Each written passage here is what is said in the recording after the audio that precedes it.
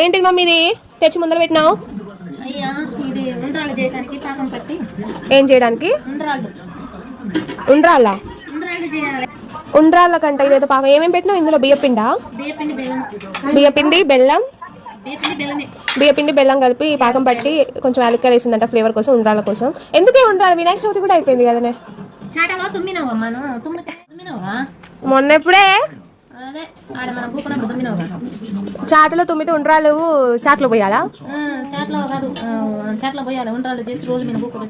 అలా పోస్తే ఇది ఫ్రెండ్స్ వ్యవహారము కీడు పోతుందంట.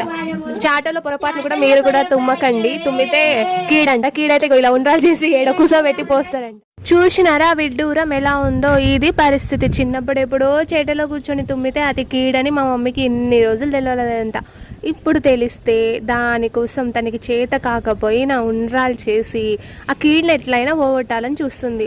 ఏముంది అమ్మలక్కలకి ఒక్క దగ్గర కూర్చుంటే చాలు, ఎక్కడలేని యుగాల ముచ్చట్లన్నీ వెళ్తాయి. ఆ ముచ్చట్లు వెళ్ళినాయా మన ఆ సంగతి కూడా మా అమ్మ చెప్పేసింది వాళ్ళకి. అమ్మలక్కలందరూ కీడు అన్నారంట. ఇక కీడు పోవాలి, నాకు తొందరగా పెళ్ళి కావాలి, నాకు తొందరగా జాబ్ రావాలని.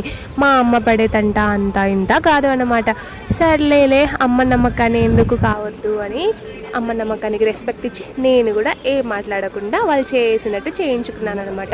చూసావా, అదిగో అమ్మలక్కల్ని పిలుచుకొచ్చేసింది, ఉండ్రాల్ని పోపిస్తుంది నా తల మీద.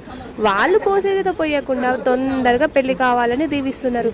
ఇదేం పెళ్లి గొడవరా నాయన? అమ్మాయి కొంచెం సర్టెన్ ఏజ్ వస్తే చాలు పెళ్ళి పెళ్ళి పెళ్ళి పెళ్ళి పెళ్ళి పెళ్ళి తప్ప వేరే గోల్సే ఉండవా అమ్మాయికి? మీకు కూడా ఇలాంటి పరిస్థితి ఎదురైతే నాకు కామెంట్ చేయండి.